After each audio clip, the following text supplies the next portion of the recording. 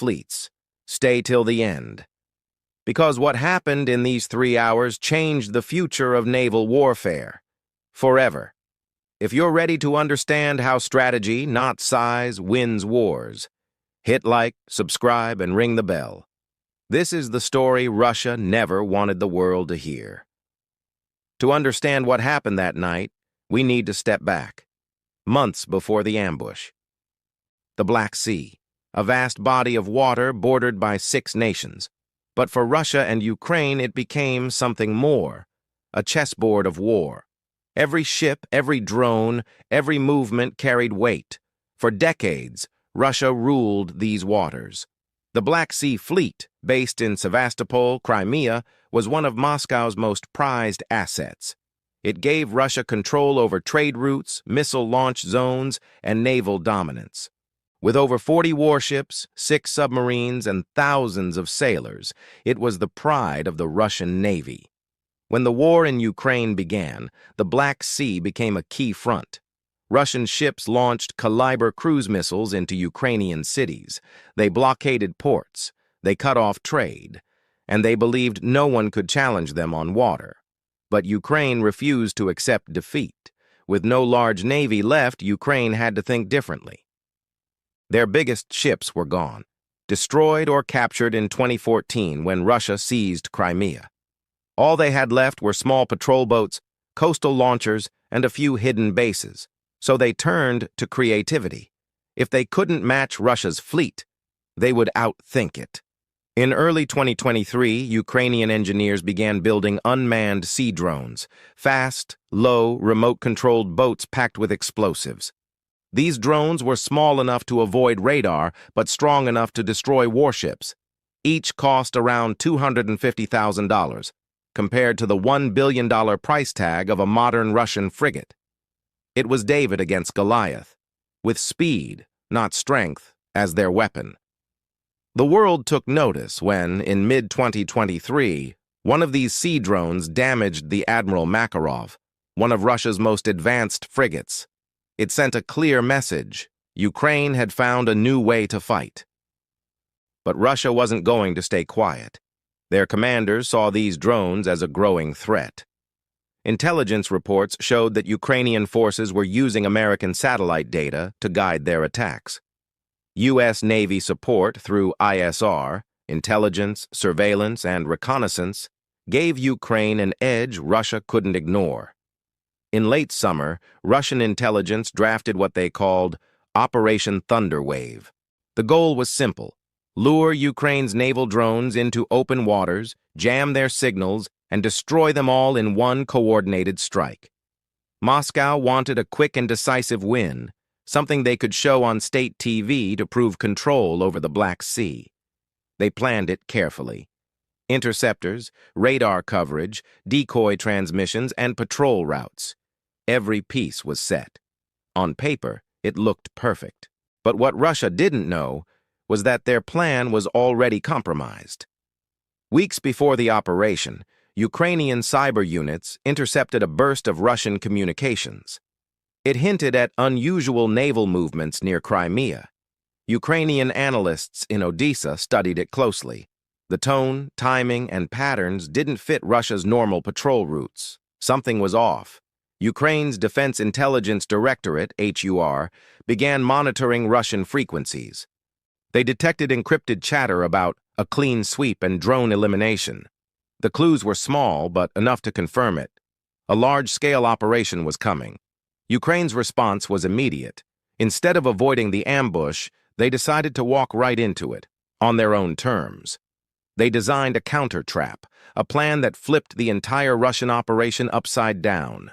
Their strategy had 3 layers.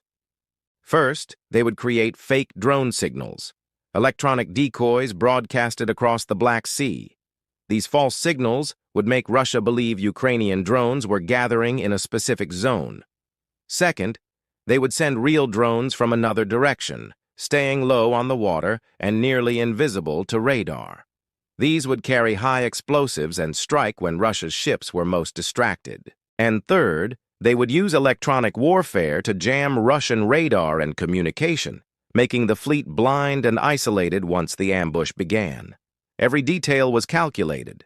Ukrainian intelligence worked with U.S. satellite systems for real-time tracking. They mapped Russian radar coverage, wind patterns, and wave heights. Even the timing was chosen carefully, early morning when visibility was lowest and fatigue was highest. In the final hours before the attack, silence took over Ukrainian command centers. In Odessa, operators watched radar screens flicker. In coastal bunkers, drone pilots tightened straps on their headsets. On the shoreline, modified launch trucks stood ready. At 02:30 a.m., green lights glowed on control panels. The first wave of sea drones left the coast, gliding silently into the dark waters. Each carried 300 kilograms of explosives, enough to tear open a ship's hull. Meanwhile, fake signals lit up Russian radars, tricking commanders into thinking a massive drone fleet was heading straight at them. By 03:45 a.m., the Russian fleet moved into formation, ready to strike. Captains stood at their bridges, scanning screens filled with ghost targets. They didn't know that the real attack was approaching from their blind side. In those last few moments before the first explosion, both sides thought they had the upper hand. Russia believed they were about to erase Ukraine's drone fleet. Ukraine knew they were about to rewrite naval warfare. The calm before the storm was almost over. What came next would shake the Black Sea and the world to its core. 02:47 a.m. The silence of the Black Sea broke. Russian radars pinged with static. On board the Admiral Essen, a crewman shouted that drones were approaching fast. The commander ordered full alert. Engines roared, lights flashed, and guns turned toward the false targets glowing on the radar screen. They thought they were ready. They thought they had the enemy in sight, but every blip they saw was a ghost. Ukraine-S decoy drones, small transmitters floating just above the waves, sent out radar signals mimicking real vessels. The Russians took the bait. Dozens of anti-air missiles launched into empty darkness. Trails of fire streaked across the sky, hitting nothing. That was the first mistake. The second came seconds later. From the opposite direction, the one Russia wasn't watching, real Ukrainian Sea Baby drones rushed forward. They moved low, fast, and silent.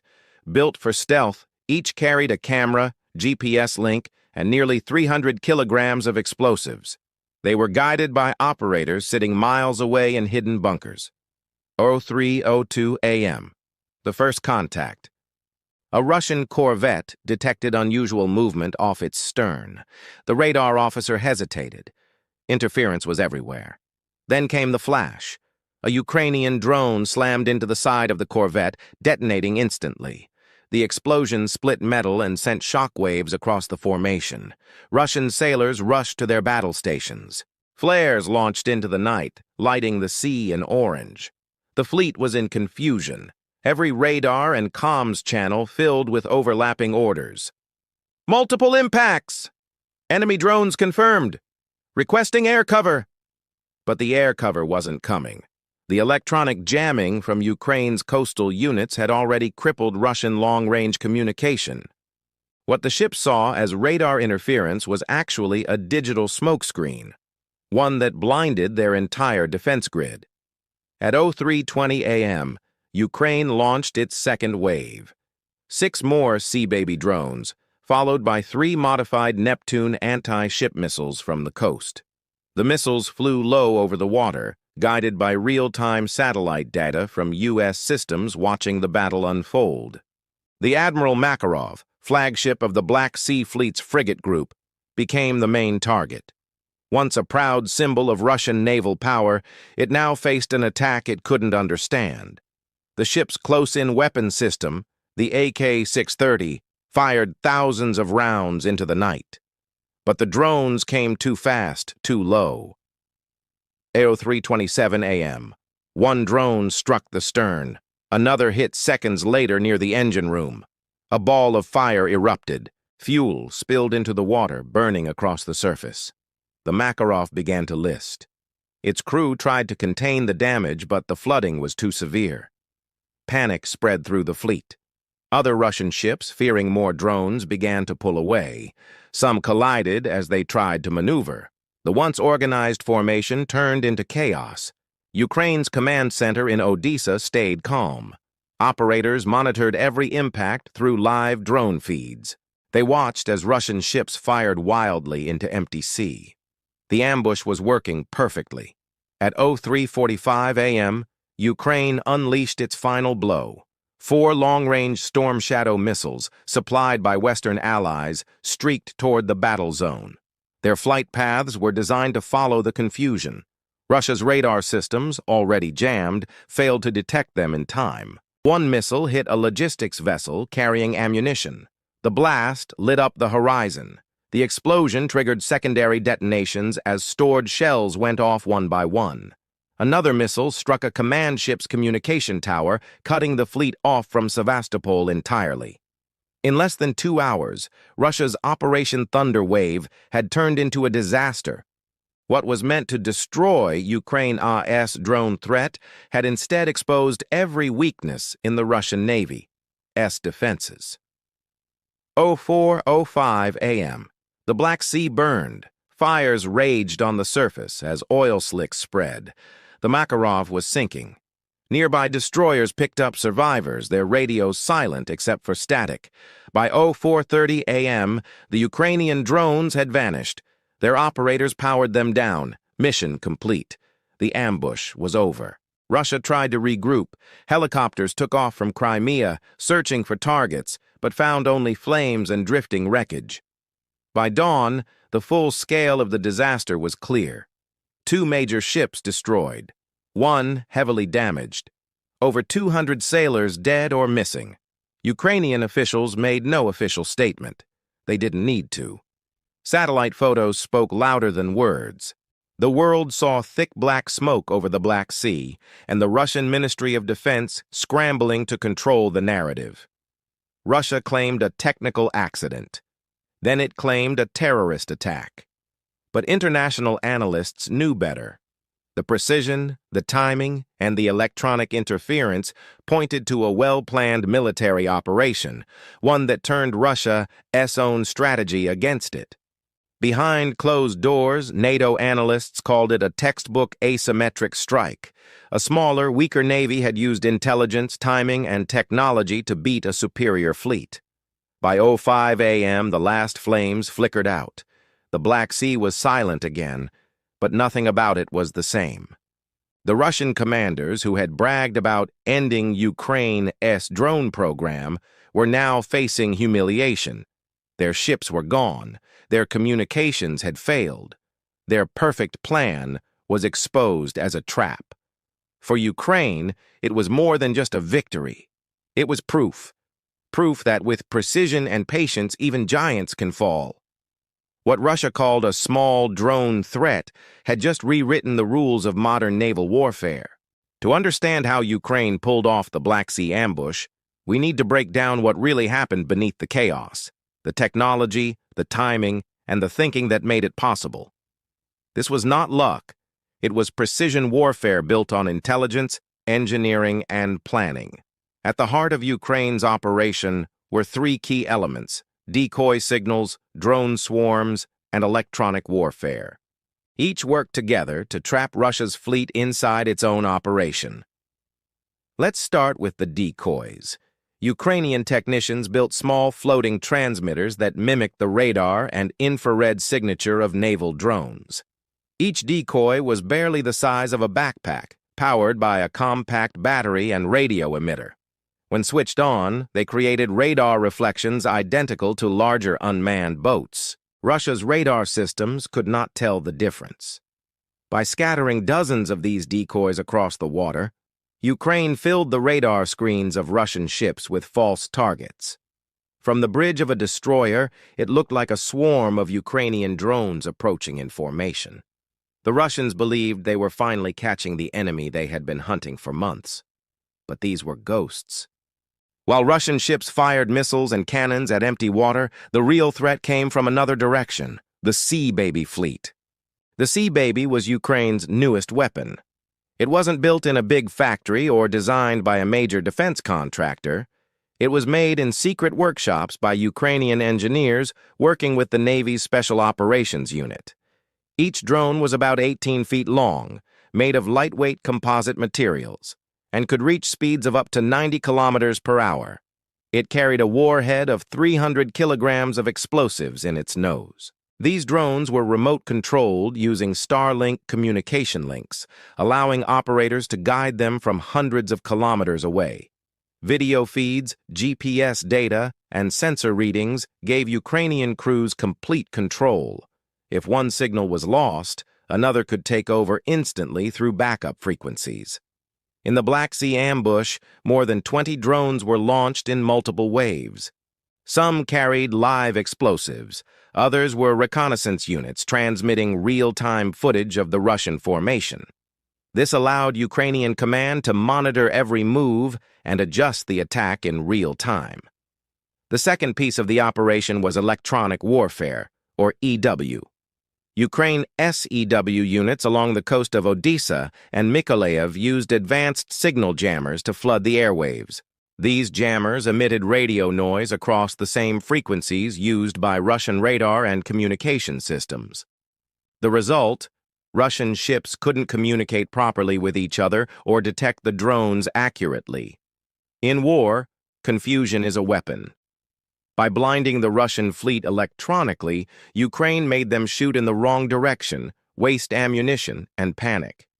The more Russia tried to find the real enemy, the more they revealed their own weaknesses. The third element was intelligence, the invisible part of every modern battle. Ukraine didn't strike blindly. U.S. and NATO surveillance assets were quietly watching the Black Sea in real time.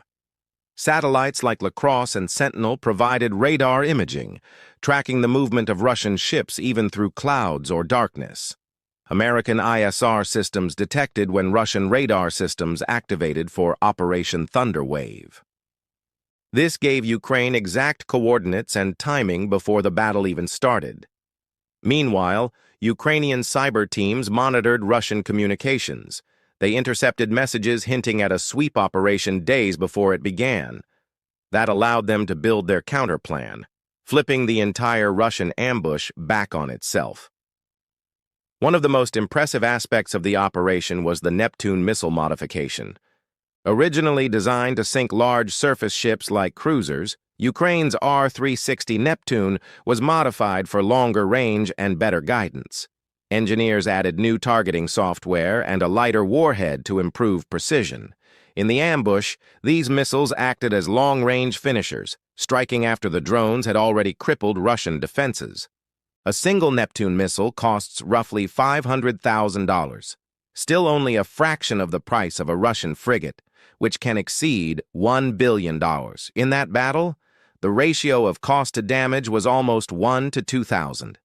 It was one of the most cost-effective strikes in modern naval history. Analysts compared the tactics to a hybrid of two famous operations: the Battle of Midway in 1942, where Japan fell for a decoy trap, and the Falklands War in 1982, where small missile strikes devastated larger fleets.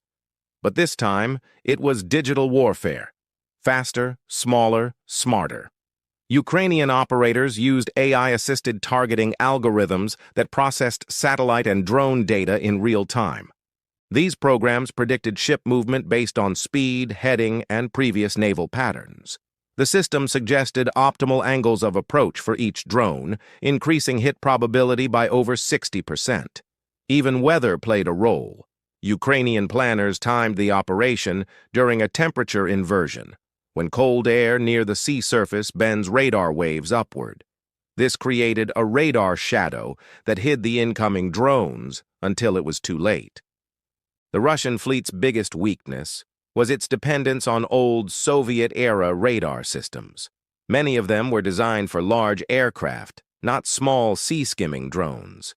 Their sensors couldn't handle the clutter of false returns from the waves, especially under jamming. By the time Russia realized what was happening, they were already inside Ukraine's kill zone. Their radar screens were useless, their communication systems jammed, and their ships burning. After the attack, Western naval experts reviewed satellite imagery. They confirmed multiple direct hits consistent with drone and missile strikes. Burn patterns on the water matched explosions caused by shaped charges, the type used in Sea Baby drones. This was not just another battle. It was a proof of concept. Ukraine had shown that a modern navy no longer needs large ships to win at sea.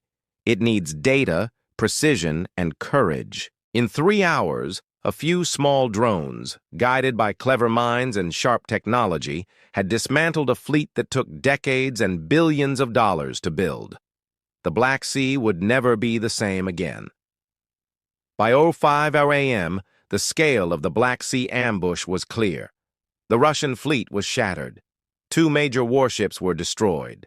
The Admiral Makarov, once a symbol of naval pride, lay partially submerged. Another vessel was heavily damaged, its bridge destroyed and engines flooded.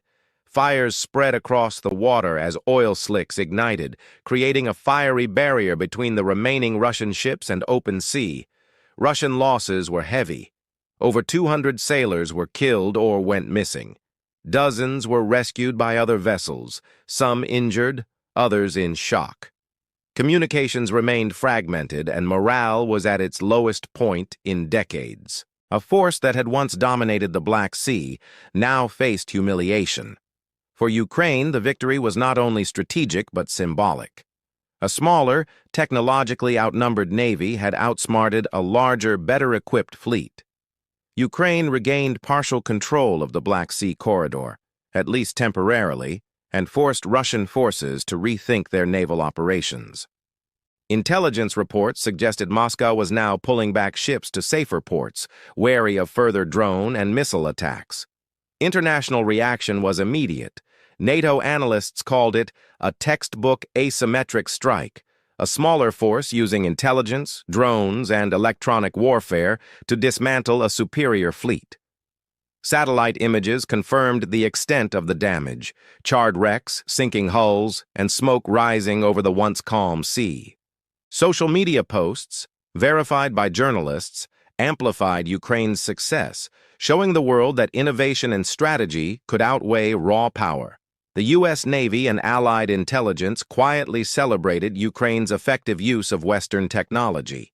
Satellite guidance, signal intercepts, and electronic warfare knowledge had contributed directly to the operation's success. It was a real-world example of how combined intelligence and local ingenuity can change the outcome of modern naval warfare. Russia's public response was mixed. Official statements downplayed the losses, calling them technical incidents or minor attacks. Internally, however, reports indicated severe criticism of fleet commanders and questions about the viability of large surface vessels against modern drones. Morale in the Black Sea Fleet was reportedly low, and analysts speculated that further Russian operations would be more cautious, slow, and reactive rather than aggressive. The ambush also sent a message beyond Ukraine. Modern navies worldwide took note. Large fleets, no matter how advanced, are vulnerable to small, smart, and precise attacks.